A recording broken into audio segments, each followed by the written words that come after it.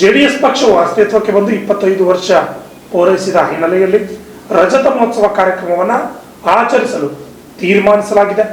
November 22ನೇ ತಾರೀಕಿನಂದು ಬೆಂಗಳೂರಿನಲ್ಲಿ ಸಮಾವೇಶ ಜರುಗಲಿದೆ. ಜಿಲ್ಲೆಯ 250ಕ್ಕೂ ಹೆಚ್ಚು ಜೆಡಿಎಸ್ ಕಾರ್ಯಕರ್ತರು ಈ ಒಂದು ಸಮಾವೇಶದಲ್ಲಿ ಭಾಗವಹಿಸಲಿದ್ದೇವೆ ಅಂತ ಜೆಡಿಎಸ್ ಜಿಲ್ಲಾಧ್ಯಕ್ಷ ಬಾಲರಾಜ್ ಗುತ್ತೇದಾರ್ ತಿಳಿಸಿದ್ದಾರೆ.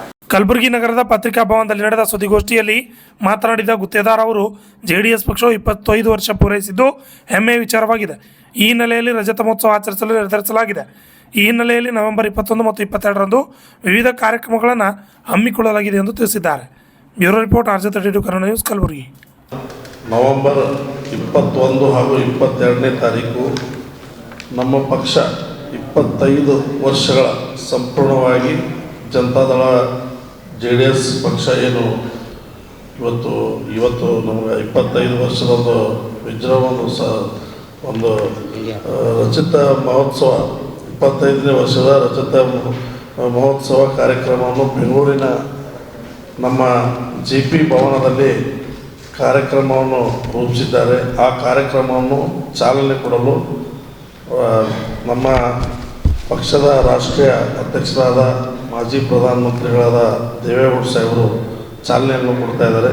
ಅದೇ ರೀತಿಯಾಗಿ ಕೇಂದ್ರ ಮಂತ್ರಿಗಳು ಕುಮಾರಣ್ಣನವರು ಕೂಡ ಆ ಕಾರ್ಯಕ್ರಮಕ್ಕೆ ಬಂದು ಪಕ್ಷದ ಈ ಒಂದು 25ನೇ ಒಂದು ಏನು ರಜತ ಮಹೋತ್ಸವ ಕಾರ್ಯಕ್ರಮದಲ್ಲಿ ನಮ್ಮ ಪಕ್ಷ ಯಾವ ಥರ ಬಂತು ಮತ್ತು ಕರ್ನಾಟಕ ರಾಜ್ಯಕ್ಕಾಗಲಿ ದೇಶಕ್ಕಾಗಲಿ ಏನೆಲ್ಲ ನಮ್ಮ ಪಕ್ಷದ ಒಂದು ಕೊಡುಗೆಗಳಿದೆ, ಇದರ ಬಗ್ಗೆ ಒಂದು ಸಂಭ್ರಮ ಚಿಂತನ ಮಂಥನ ಕಾರ್ಯಕ್ರಮ ಮತ್ತು ಅದೇ ರೀತಿಯಾಗಿ ಎಲ್ಲ ಭಾಗಗಳಲ್ಲಿ ಕರ್ನಾಟಕ ರಾಜ್ಯದಲ್ಲಿ ಎಲ್ಲ ಜಿಲ್ಲೆಯಲ್ಲಿ ಮತ್ತು ಎಲ್ಲ ತಾಲೂಕಾ ಘಟಕಗಳಲ್ಲಿ ಸಂಪೂರ್ಣವಾಗಿ ಈ ಒಂದು 25ನೇ ನಮ್ಮ ಪಕ್ಷದ ಏನು ರಜತ ಮಹೋತ್ಸವ ಕಾರ್ಯಕ್ರಮವನ್ನು ಸತತ 45 ದಿನಗಳಂದೇ ಆಚರಣೆ ಮಾಡಲಾಗ್ತಾ ಇರುತ್ತೆ. ವಿಶೇಷವಾಗಿ ರೈತರಿಗಾಗಿ, ಕಾರ್ಮಿಕರಿಗಾಗಿ, ಬಡವರಿಗಾಗಿ ನೀರಿನ ಕೆಲಸ ಮಾಡಿದ ವಿಷಯಗಳು ತಮ್ಮೆಲ್ಲರಿಗೂ ಗೊತ್ತಿದೆ. ಇವೆಲ್ಲ ವಿಚಾರಗಳನ್ನು ಜನರ ಮುಂದೆ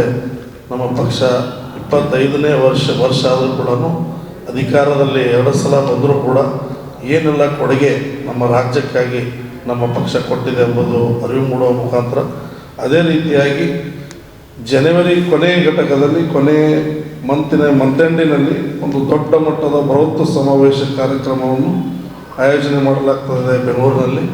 ಆ ಒಂದು ಕಾರ್ಯಕ್ರಮಕ್ಕೆ ಲಕ್ಷಾಂತರ ಜನ ಈ ಒಂದು 25ನೇ ರಜತ ಮಹೋತ್ಸವ ಕಾರ್ಯಕ್ರಮ ಆಚರಣೆ ಮಾಡಿದ ನಂತರ ಎಲ್ಲ ರಾಜ್ಯದ ಮೂಲೆಗಳಿಂದ ಜನರು ಲಕ್ಷಾಂತರ ಜನರಿಂದ ಬಂದು ಆ ಕಾರ್ಯಕ್ರಮವನ್ನು ಪಾಲ್ಗೊಂಡು ಒಂದು ಪಕ್ಷ ಮತ್ತು ನಮ್ಮ ಕರ್ನಾಟಕ ರಾಜ್ಯದಲ್ಲಿ ಯಾವ ಥರ ತಳಮಟ್ಟದಿಂದ ಕಟ್ಟುವ ಮುಖಾಂತರ ಅನೇಕ ಇವತ್ತು ವಿಚಾರಧಾರೆಯಲ್ಲಿ ಮುಂದಿನ ಯಾವುದೇ ಚುನಾವಣೆ ಬಂದರೂ ಕೂಡ ಪಕ್ಷ ಸದೃಢವಾಗುವ ಮುಖಾಂತರ ಮತ್ತು ಒಂದು ಕರ್ನಾಟಕ ರಾಜ್ಯದಲ್ಲಿ ಇವತ್ತು ಜನತಾದಳ ಪಕ್ಷ ಇವತ್ತು ಪ್ರಾದೇಶಿಕ ಪಕ್ಷ ಯಾವ ಥರ ಇವತ್ತು ಈ ನಮ್ಮ ಸೌತ್ ಭಾರತದಲ್ಲಿ ಏನು ಇವತ್ತು ನೋಡ್ತಾ ಇದ್ವಿ, ಬೇರೆ ಬೇರೆ ರಾಜ್ಯಗಳಲ್ಲಿ ಯಾವ ಥರ ಇವತ್ತು ಪ್ರಾದೇಶಿಕ ಪಕ್ಷಗಳಿಗೆ ಇವತ್ತು ಜನರು ಮೆಚ್ಚುಗೆ ಪಡ್ತಾ ಇದ್ದಾರೆ, ಅವರಿಗೆ ಆಶೀರ್ವಾದ ಮಾಡಿದರೆ ಅದೇ ರೂಪದಲ್ಲಿ ಮುಂದಿನ ದಿನಮಾನದಲ್ಲಿ ನಮ್ಮ ಪಕ್ಷ ಮತ್ತು 2028ನೇ ಚುನಾವಣೆಯಲ್ಲೂ ಕೂಡ ಅಧಿಕಾರಕ್ಕೆ ಬರಬೇಕಂತ ನಾವೆಲ್ಲರೂ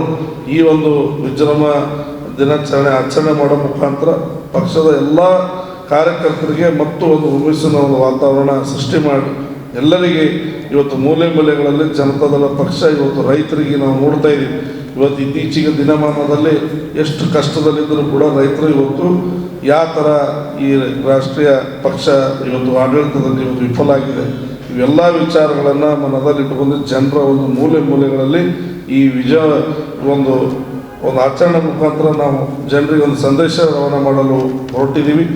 ಪಕ್ಷ ಯಾವತ್ತೂ ಕೂಡ ಇವತ್ತು ಕರ್ನಾಟಕ ರಾಜ್ಯದಲ್ಲಿ ಕೊಡುಗೆ ಕೊಟ್ಟಂಥ ಅನೇಕ ಅಪಾರ ಕೊಡುಗೆಗಳು ತಮಗೆಲ್ಲರಿಗೂ ಗೊತ್ತಿರೋ ವಿಚಾರ. ಇವೆಲ್ಲ ವಿಚಾರಗಳು ಮತ್ತೊಮ್ಮೆ ಜನರ ಮುಂದೆ ಇಟ್ಟು ಮತ್ತೊಮ್ಮೆ ಜನತಾದಳ ಪಕ್ಷ ಅಧಿಕಾರಕ್ಕೆ ನಿಮ್ಮ ಎಲ್ಲರ ಒಂದು ಆಶೀರ್ವಾದಿಗೆ ಬರಲಿ ಅಂಥೇಳಿ ನಾವೆಲ್ಲರೂ ಹಾರೈಸಿ ಇದೊಂದು ಸಂಕಲ್ಪ ಹೊತ್ತಿ ಮತ್ತೆ ನಾವೆಲ್ಲರೂ ತಳಮಟ್ಟದಿಂದ ಪಕ್ಷದ ಕಾರ್ಯಕರ್ತರನ್ನು ಒಗ್ಗೂಡಿಸಿ ಒಂದು ಕಾರ್ಯಕ್ರಮವನ್ನು ಆಚರಣೆ ಮಾಡಿ 25ನೇ ವರ್ಷ ನಮ್ಮ ಪಕ್ಷ ಪೂರೈಗೊಂಡಿದ್ದಕ್ಕಾಗಿ ನಾವು ಎಲ್ಲರೂ ಭಾಳ ಖುಷಿಯಿಂದ ಈ ಒಂದು ಕಾರ್ಯಕ್ರಮಕ್ಕೆ ನಾವು ಬೆಂಗಳೂರಿಗೆ ಕೂಡ ತೆರಳುತ್ತಾ ಇದ್ದೀವಿ. 21ನೇ ತಾರೀಕು ಧ್ವಜಾರೋಹಣ ಕಾರ್ಯಕ್ರಮ ಇದೆ. ಪಕ್ಷದ ಧ್ವಜಾರೋಹಣ ಕಾರ್ಯಕ್ರಮ ನಂತರ 22ನೇ ತಾರೀಕಿಗೆ ಒಂದು ಸಮಾವೇಶ ಕಾರ್ಯಕ್ರಮ ನಮ್ಮ JP ಭವನದಲ್ಲಿ ನಡೆಯಲಿದೆ. ಆ ಕಾರ್ಯಕ್ರಮದಲ್ಲಿ ನಾವು ಸುಮಾರು ಈ ನಮ್ಮ ಕಲಬುರಗಿ ಜಿಲ್ಲೆಯಿಂದ ಒಂದು 200ರಿಂದ 250 ಜನ ನಾವೆಲ್ಲರೂ ಹೋಗಿ ಈ ಕಾರ್ಯಕ್ರಮದಲ್ಲಿ ಭಾಗವಹಿಸಿ ಕಾರ್ಯಕ್ರಮವನ್ನು ಯಶಸ್ವಿಗೊಳಿಸ್ತೀವಿ. ವಾಯು ಮಾಲಿನ್ಯ ತಡೆಗಟ್ಟಲು ವಾಹನಗಳನ್ನು ಸುಸ್ಥಿತಿಯಲ್ಲಿಡಿ, ಆರೋಗ್ಯವಂತರಾಗಿ ಬಾಳಿರಿ. ಪ್ರತಿ 6 ತಿಂಗಳಿಗೊಮ್ಮೆ ವಾಯು ಮಾಲಿನ್ಯ ತಪಾಸಣಾ ಕೇಂದ್ರಗಳಲ್ಲಿ ತಮ್ಮ ವಾಹನ ತಪಾಸಣೆ ಮಾಡಿಸಿ ಪ್ರಮಾಣ ಪತ್ರ ಪಡೆಯಿರಿ. ಕಲಬೆರಕೆ ಇಂಧನ ಉಪಯೋಗಿಸಬೇಡಿ. ಕಪ್ಪು ಹೊಗೆ ಬರುತ್ತಿದ್ದರೆ ಸರ್ವಿಸ್ ಸೆಂಟರ್ನಲ್ಲಿ ವಾಹನ ದುರಸ್ತಿ ಮಾಡಿಸಿ. ಸೈಲೆನ್ಸರ್ ಟ್ಯಾಂಪರ್ ಮಾಡಬೇಡಿ. ಕಳಪೆ ಇಂಜಿನ್ ಆಯಿಲ್ ಬಳಸಬೇಡಿ. ಕಾರ್ಬೊರೇಟರ್ಗಳನ್ನು ಸ್ವಚ್ಛಗೊಳಿಸಿ. ಎಲೆಕ್ಟ್ರಿಕ್ ವಾಹನಗಳನ್ನು ಖರೀದಿಸಿ. ಸಮೀಪದ ಸ್ಥಳಕ್ಕೆ ಹೋಗಿ ಬರಲು ಬೈಸಿಕಲ್ ಬಳಸಿರಿ. ವಾಯು ಮಾಲಿನ್ಯ ಮಾಡಿದರೆ ಸರ್ಕಾರದ ನಿಯಮ ಉಲ್ಲಂಘನೆ ಮಾಡಿದರೆ ಯಾವುದೇ ವರ್ಗದ ವಾಹನಗಳಿಗೆ ಮೊದಲ ಅಪರಾಧಕ್ಕೆ 1500 ಹಾಗೂ ಎರಡನೇ ಅಪರಾಧಕ್ಕೆ 3000 ರೂಪಾಯಿ ದಂಡ. ವಾಯು ಮಾಲಿನ್ಯದಿಂದ ಆರೋಗ್ಯದಲ್ಲಿ ಆಗುವ ಸಮಸ್ಯೆಗಳು: ವಾಯು ಮಾಲಿನ್ಯದಿಂದ ಕಣ್ಣು ಮತ್ತು ದೃಷ್ಟಿ ಮಂಜಾಗುವಿಕೆ, ಮೆದುಳಿನ ಕಾರ್ಯಾಚರಣೆ ಕುಂಠಿತ, ಗರ್ಭಿಣಿ ಮಹಿಳೆಯರಿಗೆ ಗರ್ಭಸ್ರಾವ ಹಾಗೂ ಹುಟ್ಟುವ ಮಕ್ಕಳಿಗೆ ಅನಾರೋಗ್ಯ, ಮಕ್ಕಳಿಗೆ ಮಾನಸಿಕ ದೌರ್ಬಲ್ಯತೆ ಹಾಗೂ ಬುದ್ಧಿಮಾಂದ್ಯತೆ ಹೆಚ್ಚಾಗುವಿಕೆ, ಅಸ್ತಮಾ, ಕ್ಯಾನ್ಸರ್ ಹಾಗೂ ಇನ್ನಿತರ ರೋಗಗಳ ಹರಡುವಿಕೆ. ವಾಹನಗಳನ್ನು ಸುಸ್ಥಿತಿಯಲ್ಲಿ ಇಟ್ಟುಕೊಳ್ಳೋಣ, ಹೊಗೆ ಸೋಸದಂತೆ ಎಚ್ಚರಿಕೆ ವಹಿಸೋಣ.